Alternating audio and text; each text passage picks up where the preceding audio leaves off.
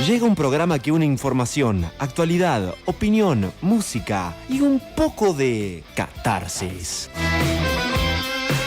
Brujos y Científicos, con la conducción de Valentín Belsa y la producción de Agustín Vangelista y Julita González.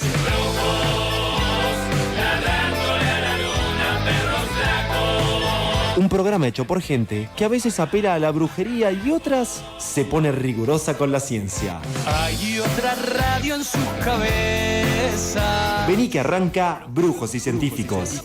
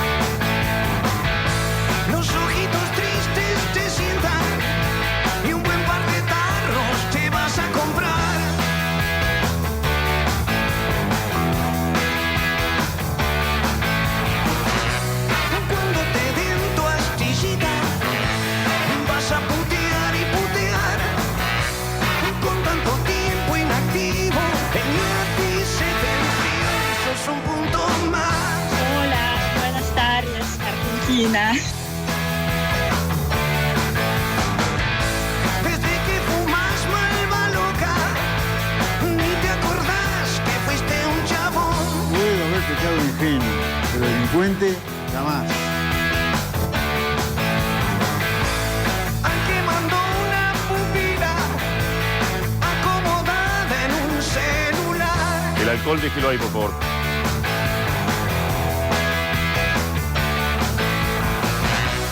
Iba toreando la pobre. Dile carajo. Por si de entrada el chinchulín va muy bien. Le mando a Cafúa gritando el super gordo super de Navidad. Retírese de acá.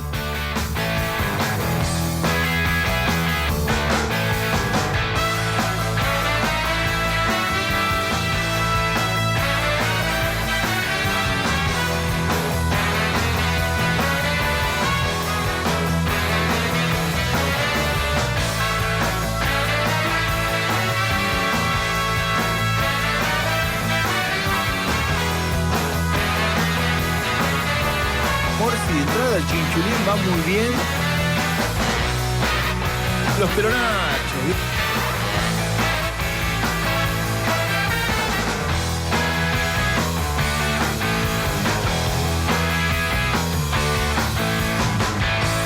Negro, estás mucho más lindo después de la clandestinidad.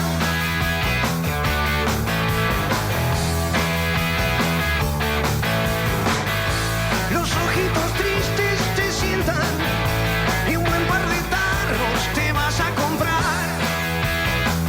Muy buenas tardes, amigos y amigas, bienvenidos a una nueva edición de Brujos y Científicos. Mi nombre es Valentín Belsa y tenemos el placer enorme de compartir, ustedes y yo, pónganle que ustedes también, el enorme placer de hacer este bonito programa de radio hasta las 16, aquí en el aire de la azotea, donde se respira mejor, el 88.7 del dial. Hoy tenemos un programón, que es la frase tal vez más dicha en la historia de la radiofonía. Nadie nunca dijo un programón. No, pero en serio, hoy es un gran programa donde vamos a empezar a pensar que se viene este marzo. Marzo es un mes muy importante para toda la Argentina, para la historia de la Argentina. Es un mes que nos invita a reflexionar. Es el mes en el que arranca todo, más o menos, formalmente, pero además para nosotros es importante por el 24 de marzo. Bueno, vamos a adelantarnos, si se quiere, anticipar esa fecha y empezar a tocar algunos temas que tienen que ver con derechos humanos, que tienen que ver con la historia de nuestro país. En un ratito nada más se van a enterar a qué estamos haciendo referencia. Pero por supuesto, lo central tendrá que ver con nuestro honorable Congreso de la Nación,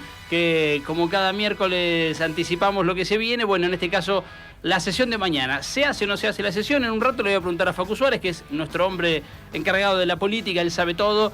Lo que no lo sabe lo adivina y adivina siempre bien. Bueno, ¿habrá sesión o no? Lo concreto es que habrá paro. Ya la CGT anunció entonces el paro general para mañana, en realidad con una redacción ambigua, decíamos recién con Aníbal, esto de, bueno, cuando haya sesión, hay paro, bueno, hay sesión mañana, habrá paro mañana. En principio, aquí en Mar del Plata ya se anunció paro y movilización contra la reforma laboral de las 3 centrales obreras de Mar del Plata. La CGT, la CTA Autónoma y la CTA de los Trabajadores ya anunciaron, salieron al cruce y habrá movilización mañana y el paro y todo lo que tiene que ver sobre esta reforma, amigos, que como siempre venimos analizándolo, hoy no será la excepción, sobre todo de cara a esta sesión en diputados y a ver qué se modifica, si se modifica o no este artículo tan polémico donde han mostrado la hilacha, porque vieron la ventana, vieron que a veces a uno le salen bien las cosas, se le ordenan 2 o 3 planetas, se te alinean y decís, bueno, avanzo, y te engolosinaste, como se decía antes, y le metieron ahí ese artículo para pagarte menos y te enfermas, bueno.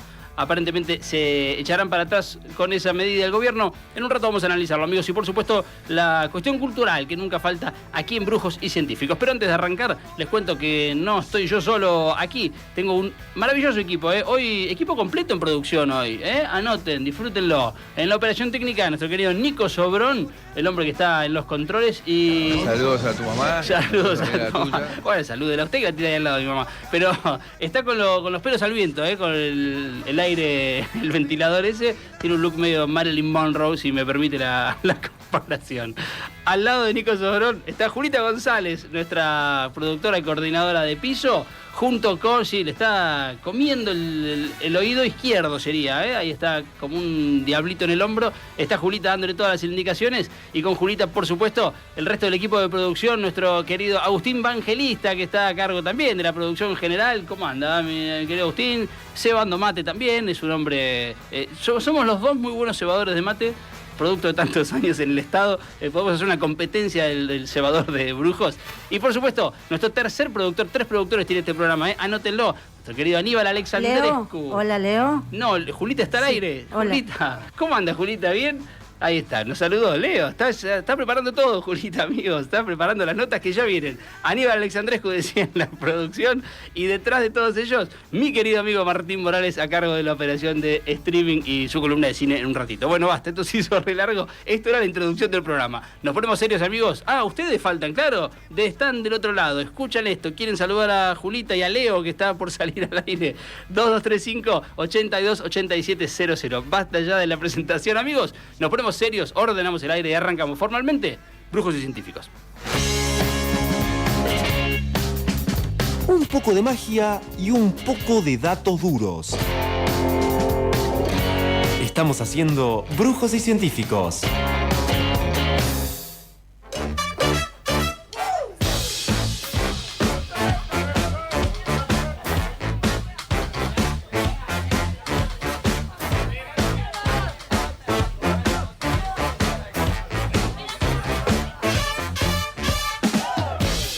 Amigos, en Brujos y Científicos vamos a anticipar este marzo que se viene, decíamos, un marzo de reflexiones, sobre todo con todo lo que está pasando, y en ese juego de lo que pasa en la política actual y en la sociedad, vamos a hablar de la memoria, este ejercicio permanente que hay que hacer, en este caso en particular, referido a uno de los temas vinculados a la última dictadura cívico-militar, que tiene que ver con el robo de nietos, el robo de identidad y la restitución, sobre todo el trabajo de la restitución. En este caso vamos a hablar sobre uno de los casos, el número 81 de tantos nietos restituidos por nuestras queridas abuelas de Plaza de Mayo y tanta gente que trabaja con ellas, que es Leonardo Fossati Ortega, un caso muy particular porque también, como tantos otros nietos, encontró su camino para restituir su identidad y además después sostenerlo en el tiempo y contarnos de qué se trata. Para charlar sobre su caso tenemos en línea precisamente a Leonardo Fossati Ortega. Leonardo, buenas tardes. Valentín Belsa te saluda.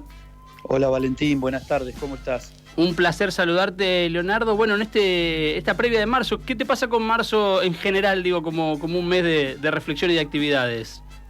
Una gran pregunta, porque es un mes de muchísimo trabajo, de también mucho movimiento emocional, porque, como te imaginarás, uno patea la calle, está con los organismos de derechos humanos, revive un montón de historias y también la propia, porque yo nací un 12 de marzo del 77 y mi nacimiento me retrotrae siempre a mi mamá, ¿no? Que estaba secuestrada con 7 meses de embarazo y que le tocó dar a luz en un centro clandestino de detención y en esas circunstancias donde muy poca gente conoce cómo eran las circunstancias de dar a luz en esos lugares, atados de pies y de manos, en el medio de torturas. Así que te pido disculpas que ya la primera respuesta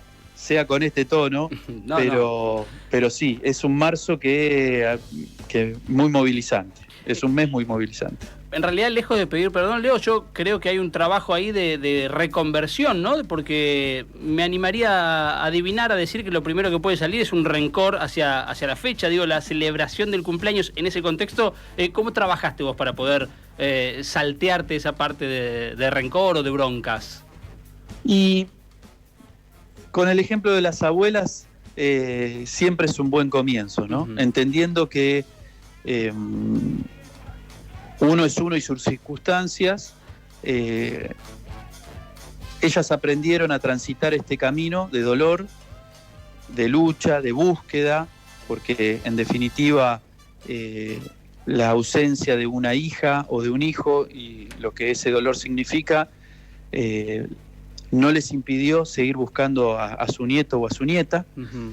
Y en esa búsqueda también fueron transformando ese dolor en una lucha colectiva, pero también en una lucha amorosa. Y por más ingenuo que a veces pueda sonar a la distancia, ese amor es el que fue guiando a las abuelas a los buenos resultados de poder no solamente restituir 140 identidades que hoy han restituido, sino haber generado los logros necesarios para llegar a eso, ¿no? Porque imagínense que en aquel momento no existían los estudios genéticos, claro. La ciencia no había avanzado lo suficiente para identificar por intermedio del ADN a una abuela con un nieto o una nieta. Así que fueron ellas quienes interpelaron a la ciencia y científicos argentinos y norteamericanos se pusieron a trabajar en eso. Uh-huh. Y en ese sentido muchos otros avances, el equipo argentino de antropología forense, el Banco Nacional de Datos Genéticos, la misma CONADI, que hoy en día es la oficina por parte del Estado que se encarga de buscar a los nietos y a las nietas. Lamentablemente, como se imaginarán, hoy en día funciona con muchísimas dificultades, después de muchos despidos, pero digo, esto que vos me preguntás y que yo hago mención, es el ejemplo del cual yo me agarré y por supuesto mi familia también. Yo ya soy padre de 3 hijos y entiendo que lo más importante que uno tiene pasa por la familia, uh-huh.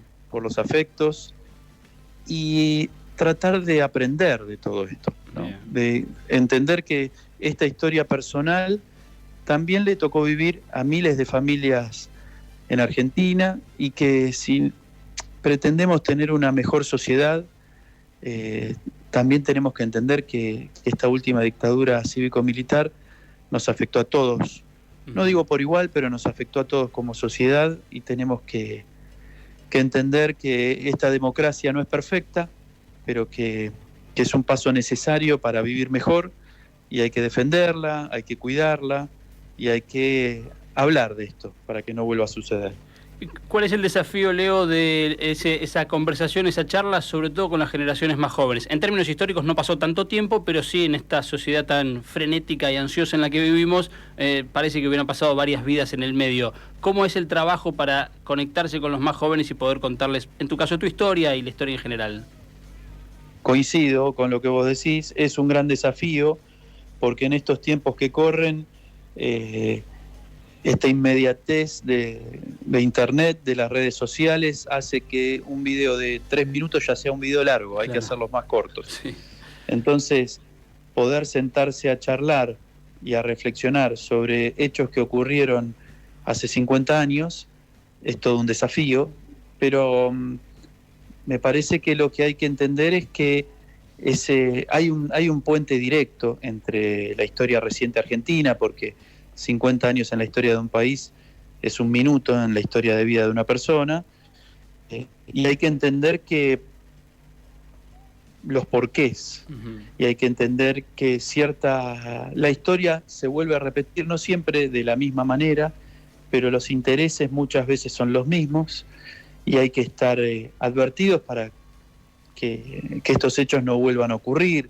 Los hechos de violencia, por supuesto, sobre todo, en estos periodos de tanta confusión, los discursos de odio están ganando lugar, no solamente en Argentina, en todas partes del mundo. Por eso es tan importante reflexionar y saber a qué llevan muchas veces, en qué desembocan estos discursos de odio, y que muchas veces utilizan el descontento lógico de descontento social, descontento económico, pero que se agarran de eso para, lamentablemente, no para mejorar las condiciones, sino para empeorarlas y hacerlas más injustas. Decías, Leo, que sos padre. ¿Cómo es el trabajo de reconstrucción para vos sobre tus viejos y ahora haciéndolo como la reconstrucción de sus abuelos? ¿Cómo es ese trabajo que imagino necesitó de terceros también que ayuden, no? Sí, es un trabajo de todos los días. Es un trabajo donde cuando estas historias se transforman en política de Estado, como han sido en Argentina hace unos años atrás, también a las familias nos falta mucho, porque que el tema sea tocado hasta en jardín de infantes, en colegios primarios, en colegios secundarios, hacen que las nuevas generaciones entiendan que no es algo que le pasó a nuestra familia y nada más, sino que son hechos ocurridos en un marco histórico en Argentina, pero también en un marco a nivel mundial, ¿no? Y eso facilita el entendimiento.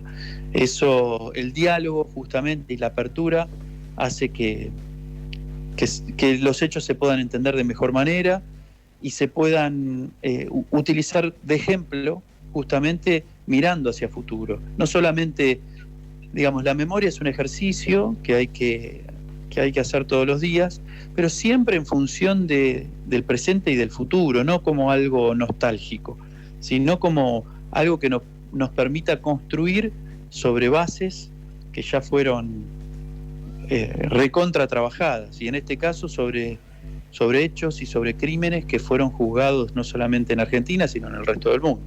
Nos quedamos con esa reflexión, Leo, para anticipar. Decíamos, pensar en marzo desde febrero también sirve para poder ir trabajando, así que tu testimonio para nosotros es muy valioso y queremos agradecerte y mandarte un fuerte abrazo. Un gran abrazo para ustedes y para toda la audiencia.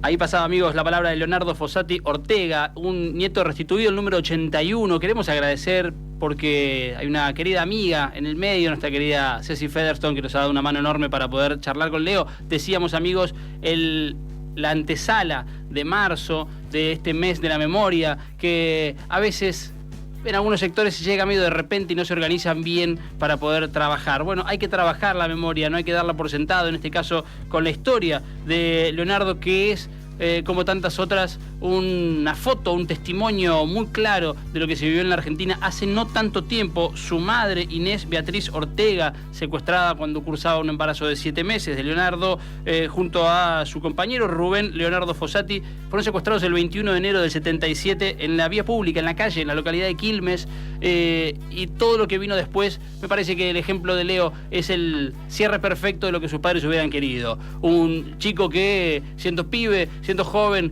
logró buscar su identidad, recorrer ese camino, encontrarse con las abuelas allí, y que después se tradujera en militancia, en esa participación activa, para que todos podamos tener entonces el testimonio de lo que pasó hace no tanto tiempo y que permanentemente estamos en riesgo de que lo quieran olvidar. Bueno, el trabajo está entonces, amigos, en hacer nosotros nuestro aporte para que eso no se olvide.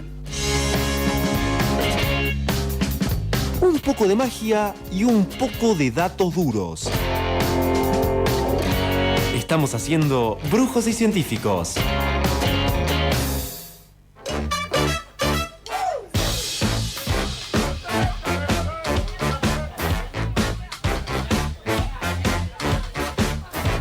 Muy bien, amigos, en Brujos y Científicos vamos a seguir hablando sobre el mes de marzo de la memoria y también sobre los nietos restituidos, una parte fundamental de esa historia. En este caso vamos a hablar sobre un documental que es dirigido y escrito por Fermín Rivera. El documental se llama Revelar indicios de identidad. Es un documental que recoge testimonio de un grupo de nietos restituidos. Un gran trabajo. Para charlar sobre esto tenemos en línea a Fermín Rivera. Fermín, buenas tardes. Valentín Belsa te saluda.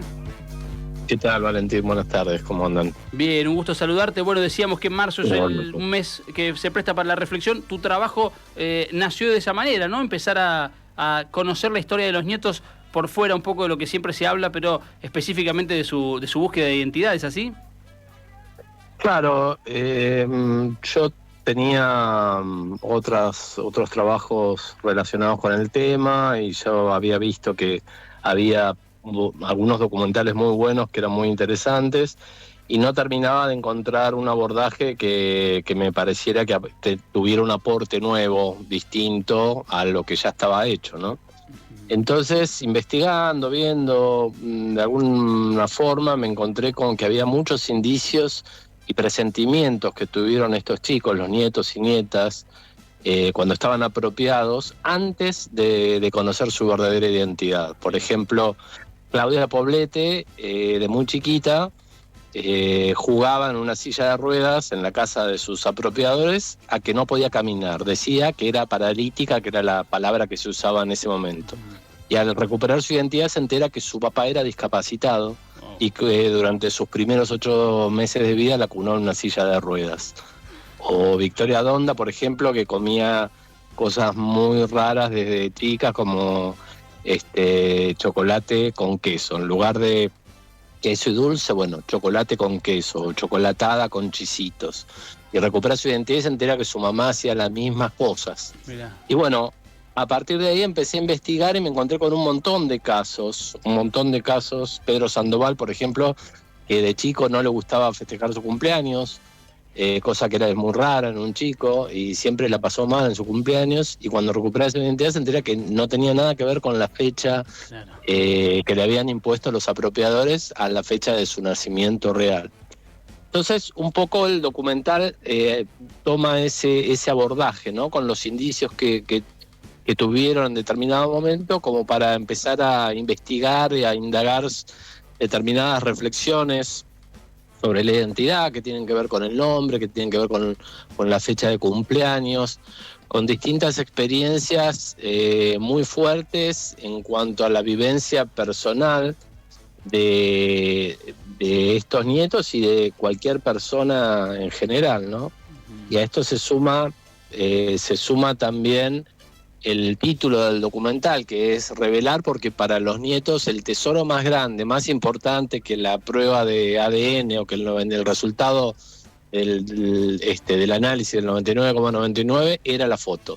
La prueba contundente era ver una fotito en el cual veían el parecido físico con sus padres, con sus madres, incluso unas fotitos de muy pequeños de ellos. Por ejemplo, tal es el caso de Claudia Poblete, que la mencionaba recién, que tiene fotos de 6, 7 meses con sus padres, o de Horacio Pietragala también, que lo ves que es igual a la mamá. Y bueno, y ahí se fue armando un poco el documental con ese abordaje, y a eso se agrega la búsqueda también, ¿no? Porque no es solo casos que se resolvieron, hay 300 nietas y nietos que todavía están sin recuperar, y que es la labor de abuelas y de nietos, y que el documental pretende un poco hacer un aporte en ese sentido, y ahí está Lorena Batistiol, que busca a su hermano o a su hermana desde hace muchos años, y ahí está presente lo que persiste, lo que sigue, ¿no? La lucha constante de abuelas por recuperar todos los nietos y las personas que no conocen su identidad, y sus hijos también, porque es una cadena, ¿no?, que se va armando. ¿Fue un desafío desde lo técnico, como director, como guionista, lograr mantener esa emotividad detrás de los relatos, pero también lograr un producto que quede bien terminado, digamos?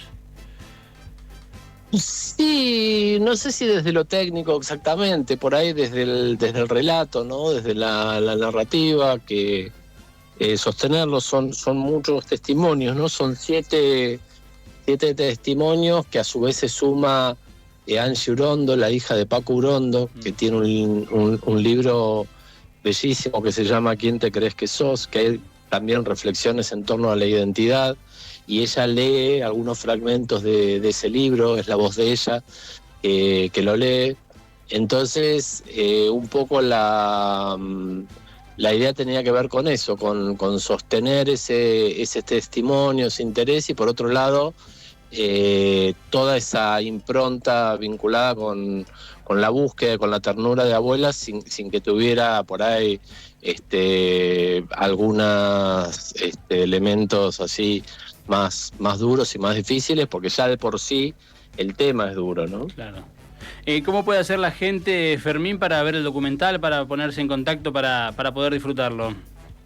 Bueno, mira, la forma más fácil es que nos sigan en Instagram, en Revelar Documental. Ese es nuestro Instagram, que vamos publicando todos los lugares donde se va a pasar. Se pasó en marzo en Mar del Plata, en el Sindicato de Comercio, estuvo Adriana Metz ahí, y ahora para marzo hay varias posibilidades para publicarlos, para exhibirlo. Se va a pasar en la UBA, en distintos lugares, en el Centro Culturales, hemos hecho funciones a beneficio de abuelas, pero bueno, todo lo vamos publicando en Instagram de la película, que es Revelar Documental, y ahí, si no, mi Instagram, que es Fermín Rivera 18, y ahí vamos publicando todos la forma más directa, digamos. La importancia es que circule este gran trabajo que hiciste, Fermín. Te queremos agradecer este contacto y de verdad felicitarte, ¿eh? Bueno, muchas gracias, Valentín, y gracias por la difusión. Un fuerte y por ahí abrazo. volvemos a hablar en marzo, que va a haber muchas cosas ya confirmadas. Con todo gusto, contás con nosotros, Fermín. Te mandamos un abrazo. Perfecto, un abrazo igualmente. Ahí pasaba, amigos, la palabra de Fermín Rivera. Él es director y guionista de este documental Revelar, Indicios de Identidad, que recoge el testimonio de un grupo de nietos restituidos. Un enorme trabajo, queríamos tenerlo. Aníbal nos había dicho que esto era un buen aporte también para poder pensar y conocer estos indicios de tantos nietos y todos los que faltan. Porque la clave de todo esto, amigos, que decíamos de anticiparnos a marzo, es seguir hablando de la identidad y seguir hablando de los nietos que todavía falta buscar, porque aunque algunos quieran plantear que es un tema del pasado y que hay que olvidarlo, es un tema del presente y sobre todo es un tema del futuro. Soy todos los pasos valientes de mis abuelas. Su latir furioso que dio vueltas la tierra, partió los muros y estalló el silencio hasta vencerlo entero. Soy todos los pájaros de humo tejidos en su aire, nacidos para buscarme. Soy la terquedad de mis abuelos, su semilla sedienta y justa, la profecía imposible de sus libros y el mar lejano de su niñez. Soy los ojos de mi madre, el fuego de su sangre, el eco de su esperanza. Soy las manos buenas de mi padre hechas cuna. Soy la carcajada más alta del mundo en una foto sobre sus hombros. Soy todas las esquinas de esta ciudad de candiles y tempestades y cicatrices y alas. Sus 30.000 ausencias ardiendo, viviendo en los brazos que sostienen los carteles que me hacen ser quien soy. Y al sembrar tu luz, renazco en tu milagro. Viene el viento sur, soplando vida al barro. Sé quién soy. Al sembrar tu luz, renazco en tu milagro. Viene el viento sur, soplando vida al barro. Sé quién soy.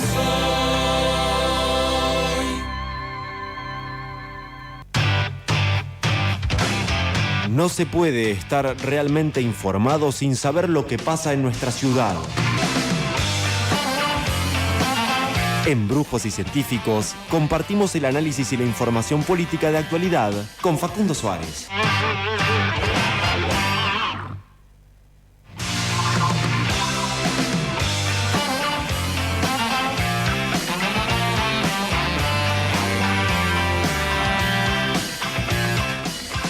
Muy bien, amigos, en Brujos y Científicos los saludamos a nuestro querido Facu Suárez. ¿Cómo anda? ¿Cómo va, Valen? ¿Todo en orden? Perfecto. Mejor que nunca. Bien, ¡esa! Estoy de vacaciones, así que imagínate. Se nota. ¿Cuántos días? Porque viste que dijeron que no, el trabajador no quiere vacaciones. Aprovecho antes de que la ley nueva, que te va a dar hasta una semana, Claro. si el empleador quiere, le metí hasta el 4 de marzo más o menos. Perfecto. Ya arranqué el pero viernes. no te engripes.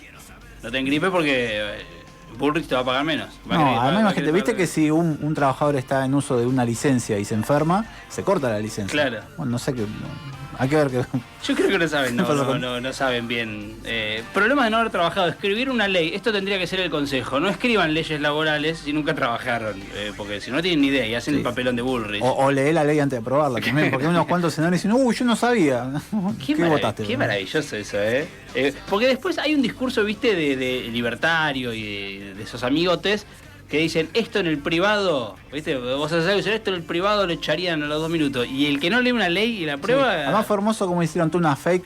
Que hay diputados, senadores vagos, lo hay en todos los blogs, en todo el espacio. Sí. Pero la operación que hicieron contra Recalde, le sacaron un extracto chiquito donde dice yo no lo leí, porque no leyó algo por particular, puntual, que decían que está en la ley y él decía que no estaba. Y a partir de hasta Milei lo replicó como diciendo el tipo está debatiendo una ley que no leyó. Bueno, es terrible. Parece que los que no leyeron fueron otros. Claro. Bueno, mañana ¿qué pasa? Tenemos. Mañana, bueno. Lindas vacaciones tenemos. Vamos a ver qué pasa mañana. Bueno, ¿qué pasa con la política local? Uy, traigo otro tema pero una pastillita. Hay una preocupación del gobierno municipal por mostrar que la temporada está yendo fenómeno, que es impresionante. Lo están dando todo, ¿no? Sí, porque primero lo que están haciendo algo que no pasaba en anteriores gestiones es guardar los números del EMTUR. Correcto. El EMTURIC lo que viene haciendo, lo que hacía siempre es por quincena, va informando a los medios, el 16 de enero te dice la primera quincena de enero vino tanta gente. Claro. Después vos comparás si fue mejor o peor que las pasadas. ¿Cuánta llegó o cuánta se alojó? ¿Cuánta gente? No, ellos calculan cuánta gente entra, cuántos turistas entran a Mar del Plata, que es una cuenta, digamos, que está bien, siempre la misma cuenta, con lo cual está bien, pero no refleja realmente lo que pasa, porque lo que hacen es toman la gente que pasa por el peaje de Maipú, sí, cuántos autos y eso lo multiplican por un número, cuántos bondis entran a la terminal. Correcto. Y eso lo multiplican por un número, cantidad de aviones y eso. O sea, hay gente que entra y no le pasa y no sé, un auto viene de A1 y cuenta como si vienen de A3, no me acuerdo en el número. O te fuiste a visitar a tu abuela en Buenos también, Aires y volviste y sos parte de... También, la fórmula es más o menos siempre la misma, así que está bien como compararla, pero lo que vienen haciendo es siempre decían terminaba una quincena o terminaba un mes e informaba de toque cuántos venían. No estaba dando números, dio un número a mediados, el 20 de enero, juntando diciembre y principio de enero. Y ahora no dio cuánto fue la primera quincena de enero, cuánto dio la segunda quincena de enero, no dio enero, no dio, ahora ya estamos primera quincena de febrero, pero lo que dio el fin de semana, el lunes, es el número de cuánta gente vino en el fin de semana del carnaval. Claro. Y le dio 17% arriba que el año pasado, así que estamos espectaculares. Ahora decís, pero el carnaval del año pasado fue últimos días de febrero y 1 de marzo. Me estás comparando con 2 semanas de diferencia, que es importantísimo, porque además ya a principios de marzo hay provincias, o Cava, por ejemplo, que empiezan las clases. Exacto. Me estás comparando algo que no es muy comparable, y además estás comparando con un mes, con un año que fue el peor de toda la serie. Claro. Te da 17 arriba del 2025, pero te da 2% abajo del 2024. Claro. Ese es el número post. Y después, lo interesante es que en la gacetilla ellos te ponen 17% arriba de carnaval, todos los medios saliendo con eso, una voz súper oficialista. Y después en el último parrafito dice, bueno, y sumando todo lo que va en la temporada, estamos 4% abajo. Que es el número que vale en realidad. Claro. Porque te venga mucha gente 4 días, pero que en el resto de toda la temporada estés abajo. Es lo que, están haciendo esa maniobra. Pero cuidando los números. Me imagino gente diciendo, a ver, el dato, no, tráemelo cuando me dé algo positivo. Tráeme la estadística cuando me sirva. Es así, cuando tengo un número positivo lo tiro y el resto lo pongo adentro, abajo, medio solapado. Claro. Bueno, Valen, ¿cuál crees vos? ¿O cuál crees? No, porque está bastante claro. La postura que tiene este gobierno municipal del PRO, con fuerte influencia de todo lo que es la línea libertaria, respecto a ¿cuál debe ser el rol del Estado o qué posición debe tomar el Estado frente a las tomas de tierras? ¿Y qué política creen que debe tener el Estado frente a aquellas personas que toman tierra?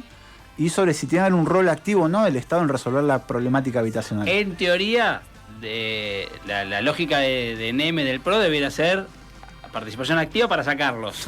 Garrote. Garrote a los mezclado con los libertarios sería que el Estado no se meta, pero que se meta, pero que no se meta. Bueno, es raro. La realidad por lo general suele ser mucho más compleja que como se presenta. Y este es uno de los casos, porque a la par que eso que vos decís es así, todos los creemos que es así, porque por lo menos es lo que muchas veces se muestra. Después, cuando te pones a afinar un poquito, hay una política pública que viene desarrollando este Estado municipal, no en los últimos 6 años, viene de más atrás, pero que hay una continuidad con los 6 años de Montenegro, estos primeros meses de NEME. Lo fundamentalmente enfoco en el gobierno de Montenegro, respecto a tener una política activa en lo que tiene que ver con la regulación dominial de tomas en terrenos municipales. Correcto. Está viendo de parte del municipio, no es tan generalizado, pero te voy a traer los casos y números.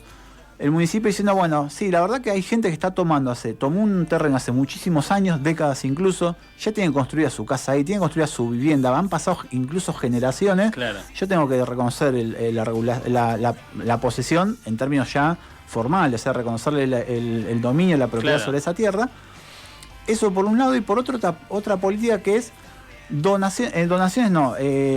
permisos de uso y ocupación de terrenos. Claro. Gente que va y dice al municipio, che, no tengo dónde ir a vivir, y el municipio le da terrenos para que allí construyan su casa con un compromiso de venta en unos próximos 5 años. En total... Eso existe. Eso existe, Y uno dice, che, ¿cómo existe? Si yo no me enteré. Bueno, el problema es eso, que no es algo que no es casi público.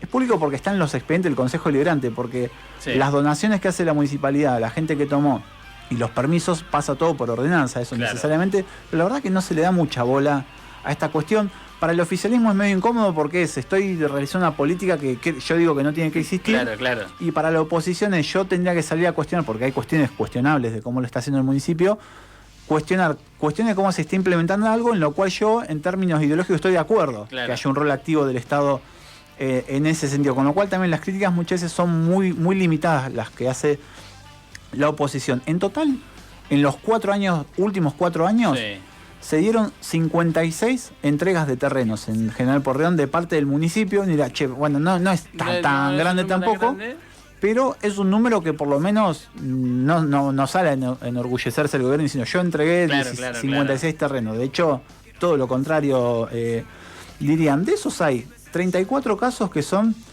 donaciones a título gratuito que hace la municipalidad a estas familias que en algún momento tomaron una tierra que es municipal, o era porque ya dejó de serlo, y la municipalidad dice, bueno, mira, la verdad que tuviste una posesión pacífica, con fines de ocupación, con fines habitacionales, incluso tuviste, y esto lo dice muy importante, dice, tuviste acciones para regularizar el dominio, o sea, hubo algún tipo de iniciativa de parte de la familia. Pagar cosas. Te acercaste, pagaste servicios, te acercaste al municipio y decís, che, ¿cómo puedo hacer? Voluntad. Eso lo reconoce. Entonces dice, yo la verdad necesito, esta es una palabra que aparece en todos los expedientes, una solución pragmática, dice el municipio.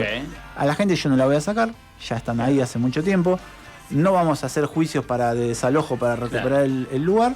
Con lo cual esta es la solución pragmática. Y dejarlo en un gris a la persona tampoco tiene. Y no dejarla, porque además, viste que ahora está esto de la tasa de alumbrado, que la sacan de la TSU. Eso también se explica porque en General Porredón, como pasa en todas las grandes ciudades de Argentina, hay mucha precariedad en términos de regulación dominial. Hay mucha gente que vive en lugares que no es su propiedad, digamos, tampoco alquilan, digamos.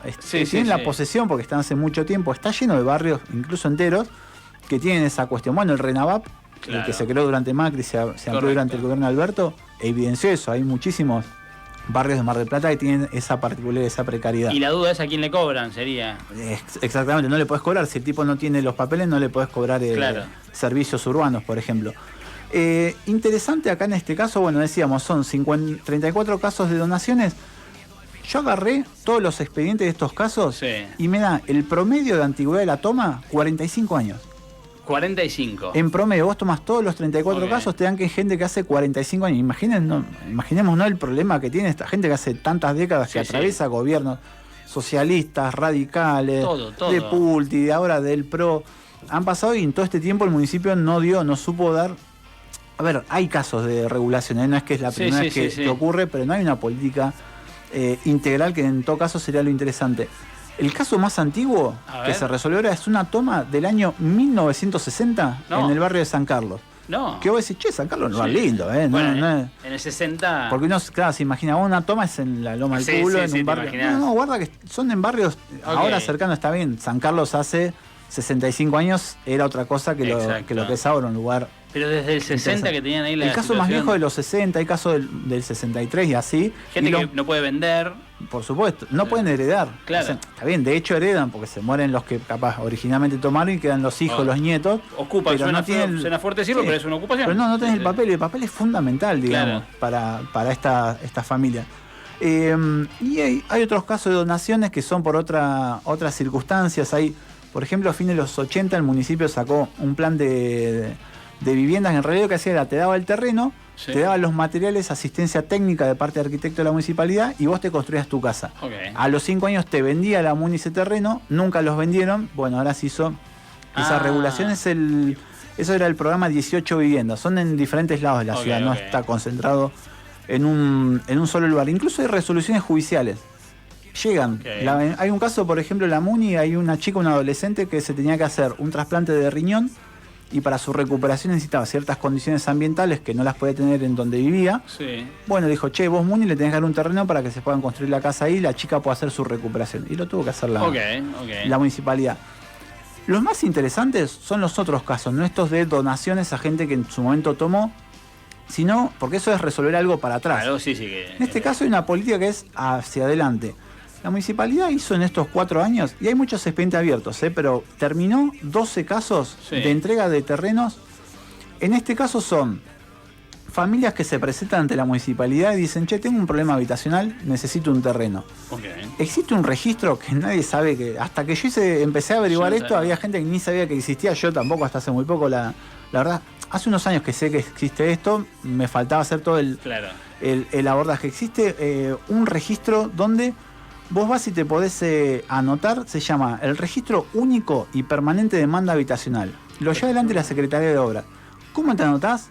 Nadie sabe. Tenés que tener algún conocido que te diga, vení, esta es la puertita, pasá por acá. Hoy se abre Y acá te pueden anotar. Igual si ustedes ponen eso, registro único, en la Muni figura en la página web, pero cómo es el procedimiento nadie sabe. Vos te anotás en ese registro, a no saber cómo, y ahí empieza todo un proceso que lo analiza. Hay un área técnica de la municipalidad que se llama la Dirección Social de Vivienda, que es de la Secretaría de Obras, que hace todo el abordaje. Lo que se sabe, tenés que ser mayor de 18 años, tenés que tener DNI, porque lamentablemente hay gente que no tiene DNI a esta altura de la vida, residente de General Pueyrredón.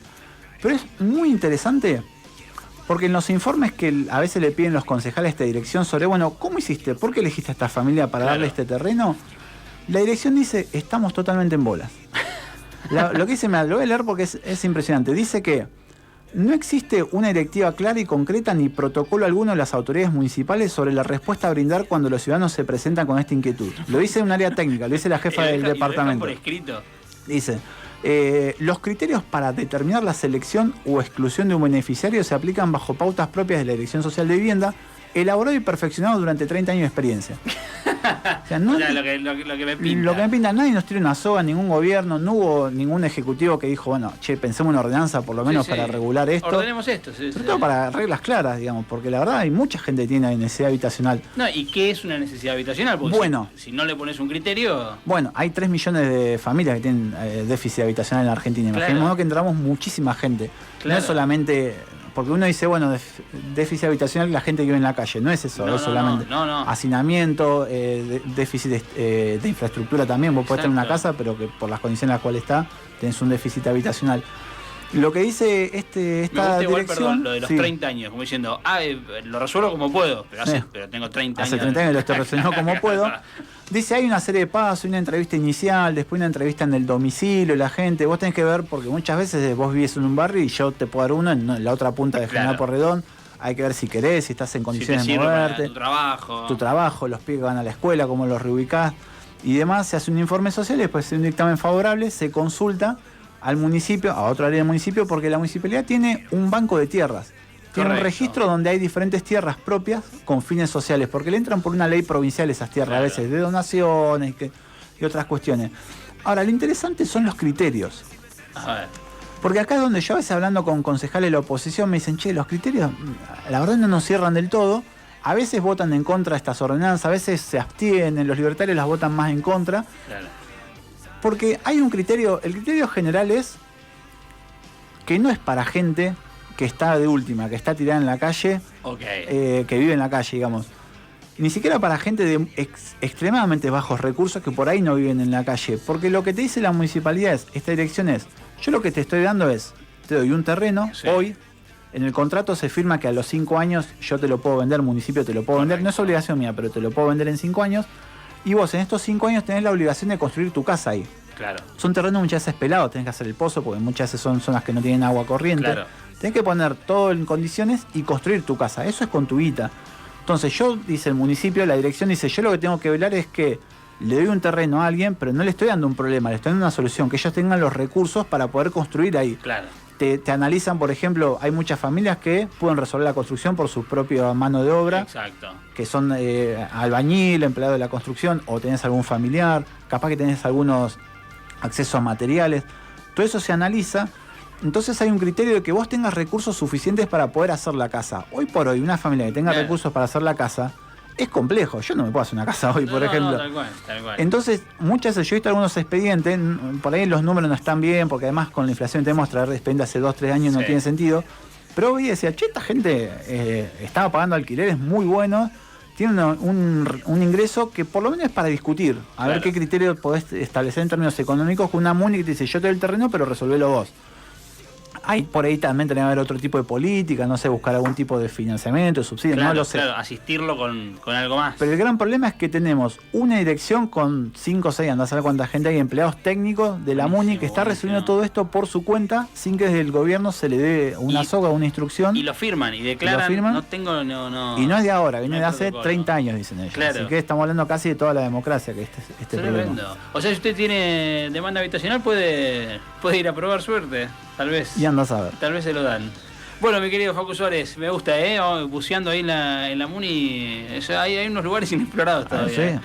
Hay que mandar una cámara como el stream del CONICET, me parece, a lugares de la MUNI. Bueno, puedes seguir con sus vacaciones entonces. Bueno, sigo, nos vemos el miércoles que viene, tal vez. Nos vemos el miércoles. Bueno, hay el tal vez ahí. ¿Capaz que se va de viaje?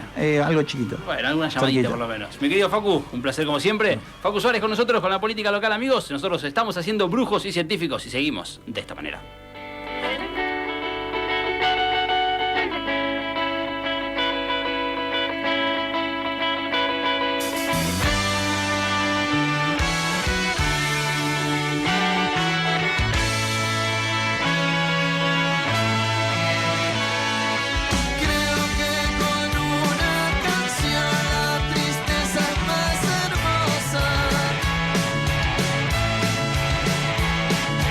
Creo que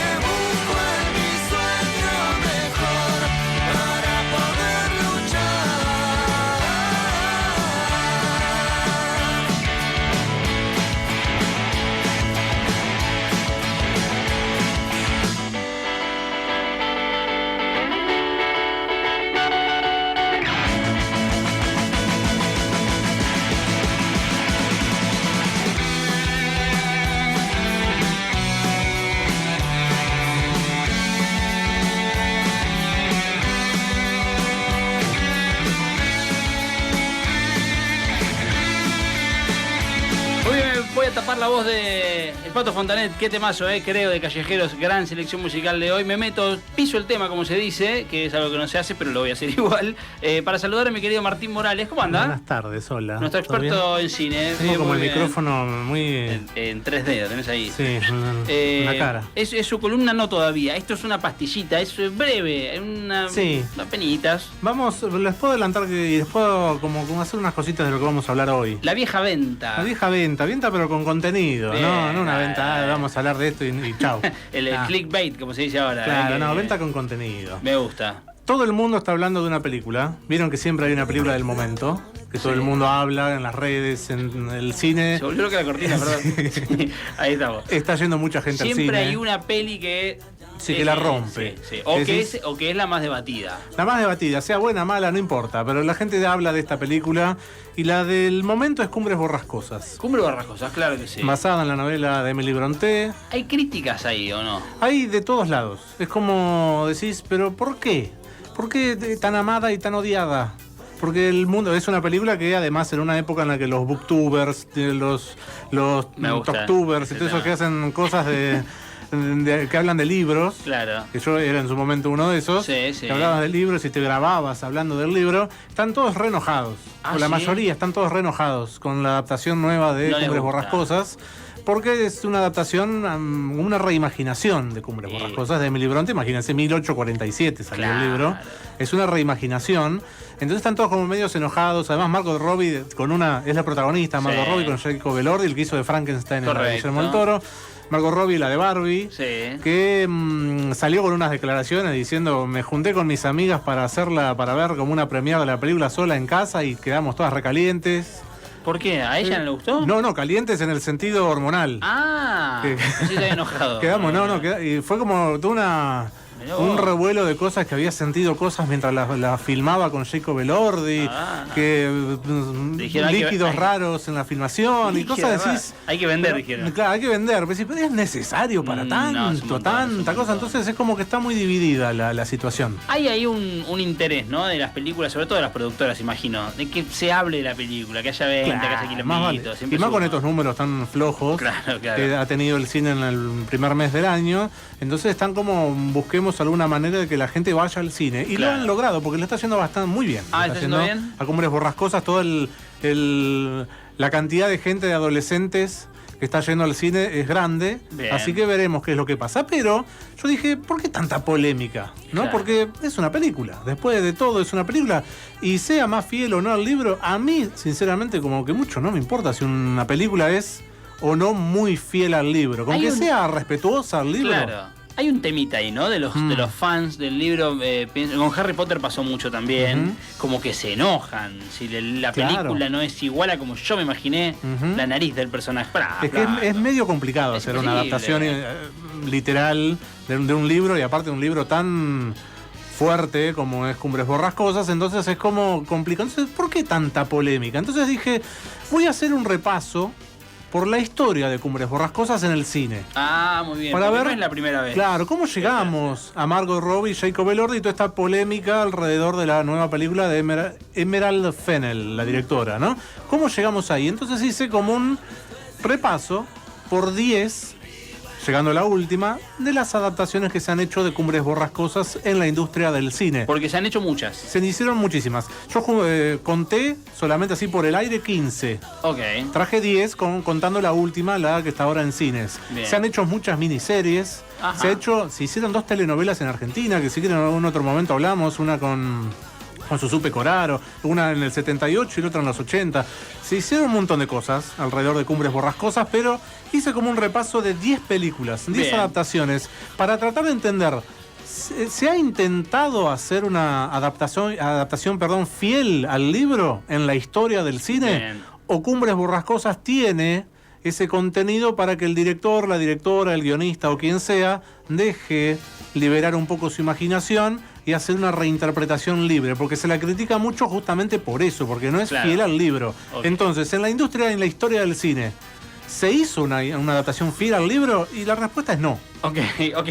Es no. Entonces traje un repaso por 10. Bien. 10 películas. ¿Me quiere dar 2 antes de la tanda? Vamos cuando las ordené. Compré la venta. Ordené cronológicamente todo para que veamos cómo avanzó Cumbres Borrascosas en la industria del cine, en la historia del cine. El libro 1847, ¿no? Si no tienen la idea de qué se trata Cumbres Borrascosas, es la historia de un huérfano muy bello, así muy hegemónico, que se enamora de una mujer que está a punto de contraer matrimonio, ¿no? Entonces empieza todo este triángulo amoroso, ¿no? Como una situación que es imposible, pero ambos se enamoran y suceden cosas, ¿no? Más o menos, resumiendo muy por arriba lo que es Cumbres Borrascosas. Es una historia romántica con mucho deseo, mucha violencia física y violencia psicológica de este amor prohibido que tiene que ser y que no, mucho celo, mucha toxicidad y demás. De mitad del siglo XIX, ¿no? Exacto.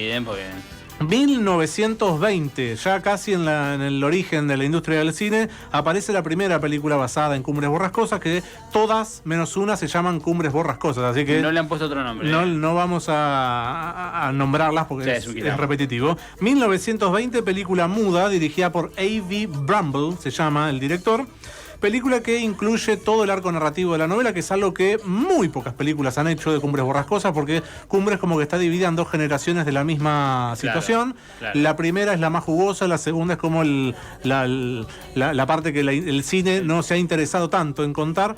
Esta película de 1920 cuenta todo, toda la historia, destacada por ser una película violenta de 1920, un melodrama bastante fiel a los escritos originales de Emily Brontë, ¿no? Así que esa la primera, la encuentran en YouTube. Si quieren, buscan Cumbres Borrascosas 1920 y está ahí disponible para que la vean. Dura 90 minutos, en blanco y negro, por supuesto es muda, tiene las pantallas para que puedan leer y demás. Correcta película que abrió el universo cinematográfico de Cumbres Borrascosas. En 1939 apareció como el primer éxito alrededor de Cumbres Borrascosas, porque tuvo muchas nominaciones a los Oscars, 8 nominaciones, ganó una sola que fue a Mejor Fotografía, pero estuvo nominada a Mejor Película, Director, Actor, Actriz, tuvo 8 nominaciones, le fue muy bien a la peli y está buena la película, se llama Cumbres Borrascosas la película, dirigida por William Wyler, protagonizada por Laurence Olivier, que siempre cuando ha contado cosas sobre la película dijo que a él nunca le gustó su actuación en esta peli, porque para él los cambios alrededor de su personaje con respecto al libro no lo favorecieron como actor, como que lo suavizaron a Heathcliff, el protagonista, lo suavizaron en esa cosa violenta, tóxica y demás que él tiene, lo suavizaron bastante y él como que no estuvo muy conforme cuando vio el corte final de la película y dijo, yo actué de otras cosas también. Y quedó como desconforme con cómo había quedado. Quedó caliente, pero no como Margot Robbie. Quedó caliente, enojado. Y con Merle Oberon haciendo de Catherine, que es justamente la segunda, la enamorada, ¿no? Así que esas dos son las primeras dos películas que se hicieron de Cumbres Borrascosas. Por el momento, una sola de esas es la más fiel, que es la de 1920. La segunda agarra solo el primer arco narrativo de la novela y deja como muchas cosas ahí de la libre interpretación, pero está buena la segunda película, la de 1939. Me va a decir, antes de que vayamos a la tanda, en un ratito va a continuar con este listado. ¿A usted le gustó la película de ahora? La nueva, a mí no. A mí no me gustó, no me gusta demasiado como dirige Emerald Fennell. Me parece que es muy provocativa el cohete. Y utiliza mucho esplendor visual, que está muy bien, pero a mí como que... Y la ambientación, la película está ambientada, es de época, el vestuario, por ejemplo, el vestuario, el diseño de producción, el maquillaje, todo es de época, pero el tono es actual, es contemporáneo. La música, el humor, el contenido de qué es lo que hablan es actual, es contemporáneo, pero ambientada como si fuese una película de época. Es raro el tono. Es de época, mantener el tono. Es raro el tono. Y a mí me costó un poquito conectar con eso, teniendo en cuenta que vi como 20 películas de Cumbres Borrascosas. A mí me pasa con las películas de época que le ponen un tono actual y de repente en una libertad creativa aparece un sirviente, por ejemplo, que no sé, en ese momento se le decía sirviente, y le contesta, ¿viste? Y esto Sí, no esto no pasaba, pasaba. eso, lo Esto cagaron no a latigazos pasaba. si Pero pasaba. eso a veces pasa por...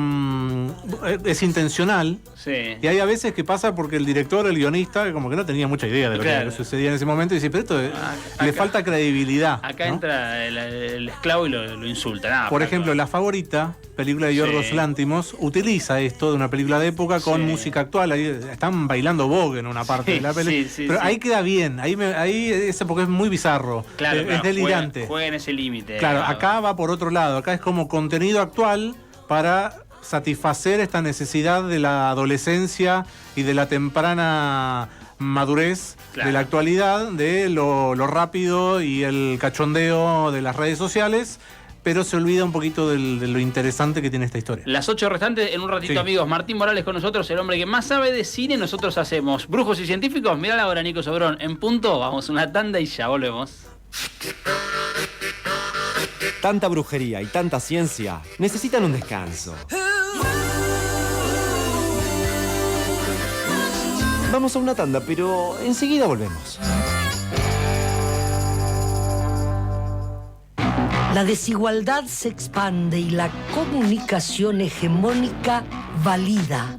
Hagamos radio para transformarlo todo. De la azotea 88.7. SADOP. Conocer tus derechos es el primer paso para defenderlos. SADOP, el sindicato que representa a los docentes privados. Acércate, afiliate, elegí delegado. Sumate a OSDOP, la obra social de los docentes privados. Centro Mutual Docente. Cobertura y beneficios para los trabajadores de las escuelas privadas y sus familias. Libertad 4751 de 9 a 17. En Citecus escribimos sobre ciencia, tecnología y sustentabilidad. Ingresá a Citecus.